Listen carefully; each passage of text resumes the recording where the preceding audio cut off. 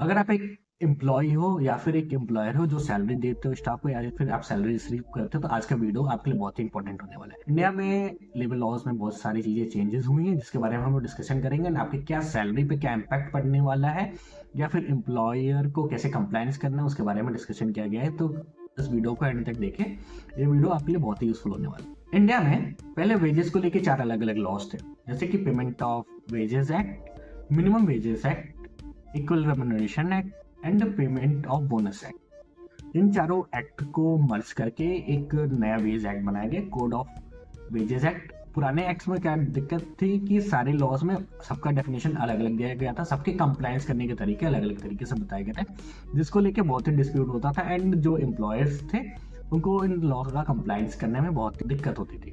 जिस वजह से देखते हुए and ease of doing business को देखते हुए इन सारे लॉज को कंपाइल करके एक सिंगल लॉ में मर्ज किया गया, जिसको कोड ऑफ वेजेस एक्ट दिया गया, जिसके अंदर ये सारे एक्ट के बारे में लिखा गया।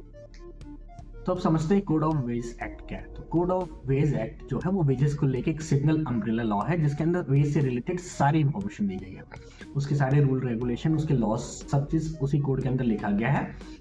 इसके अंदर इसका जो मेन ऑब्जेक्टिव है वो timely and fair payment of wages plus equal wages का कॉन्सेप्ट लाया गया है।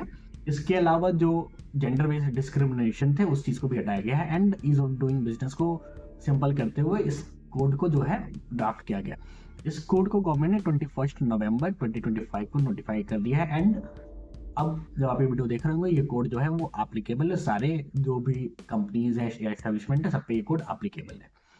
तो अब हम समझते हैं इस कोड के थ्रू क्या मेजर चीजें चेंज हुई हैं, क्या इसके हाइलाइट्स है। तो हाईलाइट है वो यूनिवर्सल मिनिमम वेजेस का कॉन्सेप्ट लेके आया है इस कोड के थ्रू। अब पहले क्या होता था कि केवल ऑर्गेनाइज सेक्टर पे ये कोड एप्लीकेबल होता था, लेकिन इस लॉ के थ्रू जो मिनिमम वेजेस का प्रिंसिपल है वो ऑर्गेनाइज हो या अनऑर्गेनाइज सेक्टर दोनों पे एप्लीकेबल होगा। मतलब कि फैक्ट्री हो या एक छोटा सा शॉप हो, तो सब पे मिनिमम वेजेस एक्ट का जो कॉन्सेप्ट है वो एप्लीकेबल होगा। इसके अलावा अगर आप प्राइवेटली एम्प्लॉयड करते हैं या किसी कॉन्ट्रैक्टर के थ्रू एम्प्लॉय करते हैं तो आपको मिनिमम वेजेस एक्ट का जो कॉन्सेप्ट है या मिनिमम वेजेस जो है उस चीज को फॉलो करना पड़ेगा। जो दूसरा हाईलाइट है इस कोड में वो है फ्लोर बेस का कॉन्सेप्ट। सेंट्रल गवर्नमेंट ने इस कोड के थ्रू एक फ्लोर बेस का कॉन्सेप्ट लाया, जिसमें कि सेंट्रल गवर्नमेंट एक मिनिमम फ्लोर बेस सेट कर देगी।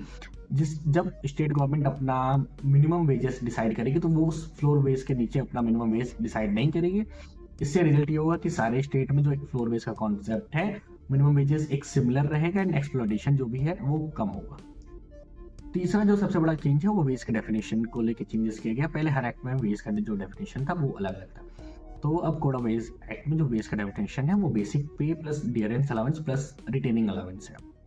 मतलब कि अगर आपका जो अलाउंस है वो टोटल सैलरी से 50% से ज्यादा होता है तो उसको भी वेज का पार्ट बनाया जाएगा, जिसका जो सबसे बड़ा इम्पैक्ट पड़ेगा वो पीएफ, बोनस, ग्रेचुटी और भी जो स्टैट्यूटरी बेनिफिट है उसके कंप्लेंट्स करने पे एम्प्लॉय साइड से बहुत ही बेनिफिट होने वाला है।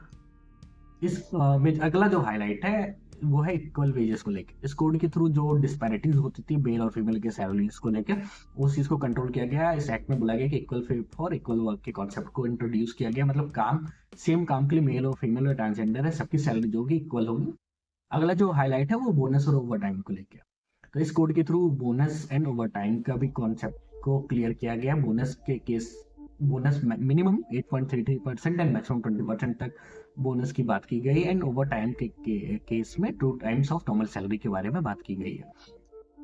हाईलाइट है वो इंस्पेक्टर कम फैसिलिटेटर के बारे में। पहले क्या होता था, सारे कोड में इंस्पेक्टर अपॉइंट होते थे जिनका काम था कि आपके कंप्लायंस को चेक करना, लेकिन अब नए कोड के थ्रू इंस्पेक्टर कम फैसिलिटेटर का काम दिया गया, जिसमें वो ना सिर्फ कंप्लायंस को चेक करेंगे बल्कि आपको एडवाइजिंग का भी रोल रहेगा एंड प्रॉब्लम सॉल्वर का भी वो काम करेंगे। लास्ट जो इस कोड के थ्रू चेंज हुआ वो डिक्रिमिनलाइजेशन का। पहले छोटी छोटी मिस्टेक पे भी जेल का प्रोविजन दिया गया था, लेकिन उस चीज को अब चेंज करते हुए इस कोड के थ्रू छोटी छोटी मिस्टेक के लिए बस पेनलाइज किया जाए, मॉनिटरी पेनलाइज किया जाएगा एंड इस कोड में कंपाउंडिंग का भी ऑप्शन दिया गया। अगर किसी केस में कंपाउंडिंग ऑप्शन नजर आता है तो उस कोड के थ्रू उस चीज को सारे जो भी पेनल्टी उसको कंपाउंड कर दिया जाएगा। कोड ऑफ वेज सिर्फ एक लॉ नहीं है, अगर आप एक एम्प्लॉयर हो या एक वर्कर हो तो आपको ये कोड के बारे में समझना बहुत ही यूजफुल है। अगर इस वीडियो में कुछ भी समझ में आया, अगर आपको यूजफुल लगा तो ये वीडियो दूसरों में शेयर करें, उनको भी इनलाइट करें कि क्या क्या चीज़ें चेंज हुई।